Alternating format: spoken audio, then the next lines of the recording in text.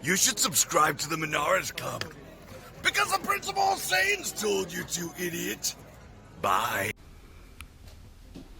Hey everyone, Elizabeth here, and today I am talking about my new hot leader that seems like everyone is playing, and it is King Cold. On his front side, he has the permanent when you activate a field skill, it can cost one less if it's original cost of 2, which is kind of the set field cards that were designed for the deck. Once per turn, when you play the green field card or activate it, as we say, you can take up to 1 card from your life and also draw 1. And then he has the normal, when you get to 4, you can switch him to active mode and flip him over. So, and then his awakened side is pretty similar, except, you don't take 1 from your life, you just draw 1 card, and then he has this extra ability that you activate battle, that you take 1 of your field skills in your battle area and you place it in your drop, and this card gets plus 10k power for the turn. Now you can do that on any activate battle, but the pump will still only go to him, so obviously it's ideal if you can do it with your leader swing, but sometimes you want to do it no matter what, because you want, as you'll see, some of the abilities from the field cards. I will put him over here. This field card, King Cold Dynasty, starts in play. That is one of the permanents on it. If you are playing King Cold, it starts in play. And it essentially says you can play as many field cards that are mono green and cost 2 as you want. But it also has this ability that you can't just play another copy for free and ditch the other old copy, essentially making you have to get rid of them with something like King Cold if you want to play a new copy of a field card. This has barrier, which essentially helps so that no one else can destroy it, which would make your deck significantly less useful since you could only have 1 field. Though I did run into a match recently where I really wanted to destroy a battle card, field card to get myself the plus 10k boost. And I only had King Cold's Dynasty, and guess what? You can't destroy it either. But could have been horrible for me. So we will first talk about the field cards.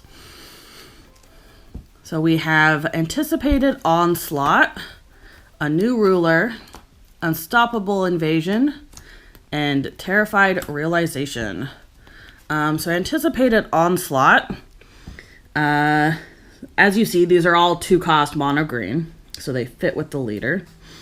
When this card is placed in the battle area, you draw 1, and then you can choose 1 of your mono green Frieza Clan or Frieza's Army cards with energy cost of 2 or less in your hand and play it. As you will see, this ends up being a lot of cards in your deck. It also has this extra once per turn when a green field card gets placed in your drop area by 1 of your skills. You can choose up to 1 of your opponent's battle cards with energy cost of 2 or less and KO it. So essentially, as almost every turn, on your turn and sometimes on your opponent's turn, you'll be wanting to KO field cards. This will be super helpful in helping board control on their side or getting rid of their hot tech. A New Ruler is super great. You take 1 card from your life, add it up to your hand if you want, up to 1, which helps you awaken by turn 2. And then you look at 3 cards from the top of your deck, add 1 mono green, which, surprise, surprise, is essentially your whole deck.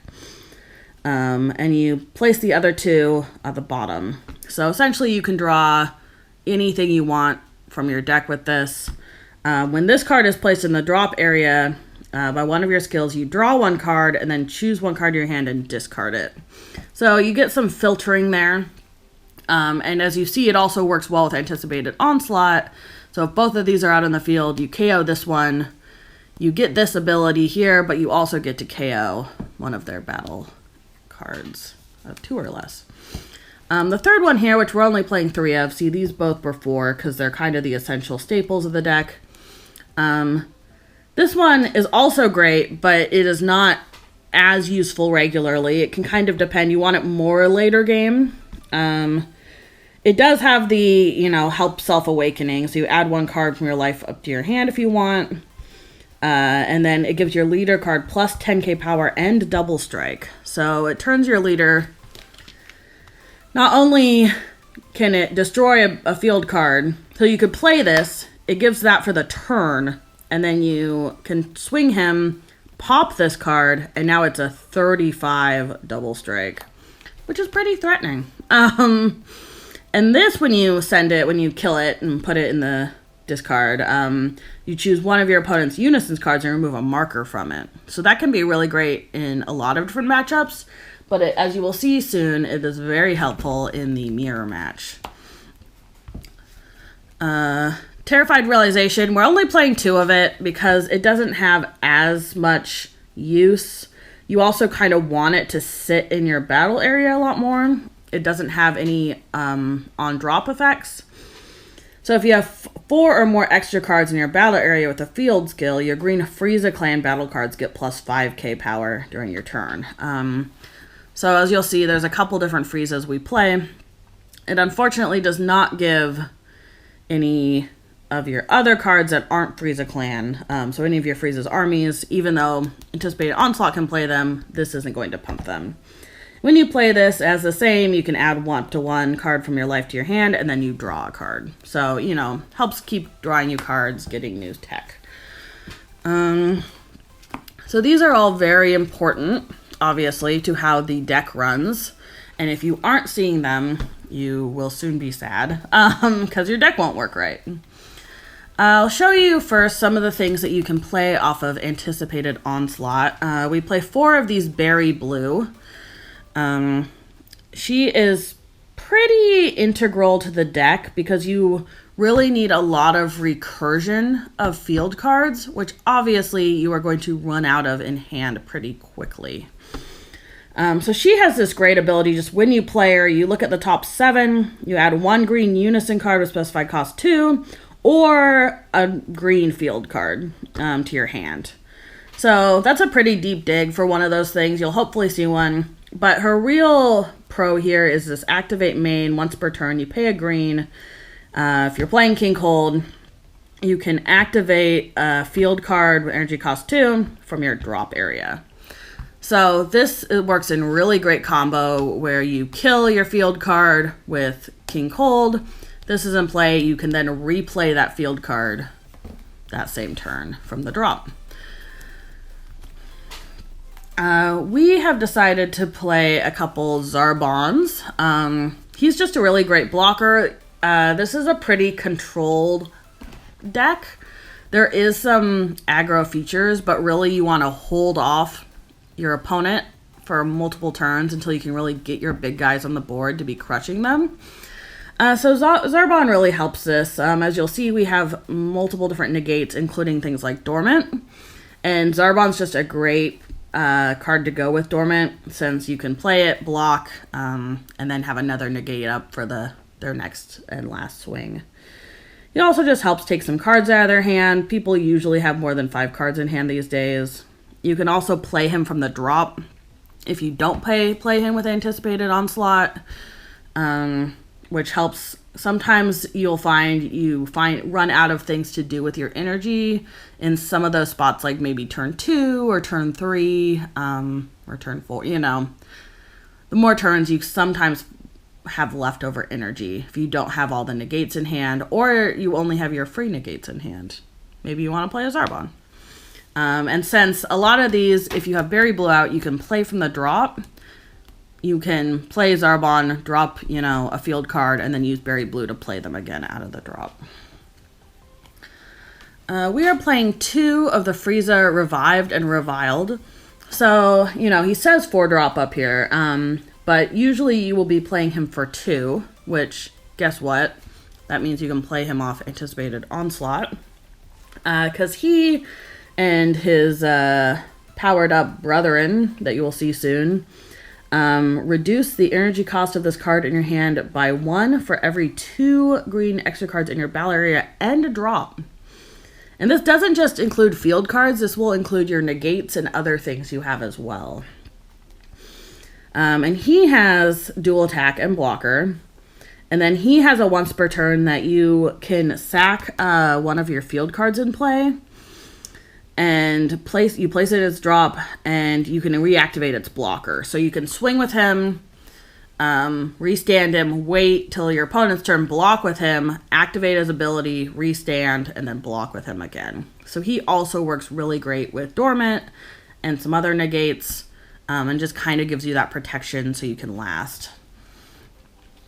Our last kind of main win battle card here, the Frieza Clan, Frieza Clan, is this Golden Frieza, Pinnacle of the Clan. So this is kind of your, like, one of your big win con cards. He has the same ability as the other Frieza, where he's cheaper. He does have a specified 3, so if you're playing him directly from hand, you have to pay at least 3 for him. But if you want to, if you have 6 field cards in play and or in drop with Anticipated Onslaught, this does not care about the specified cost. So if you have 6 or more, you can play him off of Anticipated Onslaught, which is really good. I mean, essentially getting this guy for 1 with extra bonuses, you can't do much better than that. And that will leave your energy up for other things you might want to do, whether it's play another one, or as you'll soon see, there are other options. And he has Deflect and Double Strike, which is really good against blue and, a lot of those other things out there that are counterplaying. And he has a ability that when he swings, or it's activate main, so even if he hasn't swung, you can still use this ability, where you throw one of your field cards into the drop. You choose one of your opponent's one card out of your opponent's hand, and you discard it, and up to one of their battle cards, ignoring barrier, place it in their owner's drop area. And then you can switch them to active mode. So you swing with them, hit them for 2, take away a battle card and their life, and you pick them up to active again, and swing, and kill them. Hopefully, that's the ideal. So if you do that, or swing with a big hit from your leader, or as you will soon see, swing with a big hit from your Unison. The last kind of guy here is the secret rare. It is this Majin Buu, Incarnation of Demonic Evil. We played around with a couple different secrets. We played with the big ape that you can play for 5. We looked at some other things. But ultimately, this is really nice because it really helps you get that big swing in.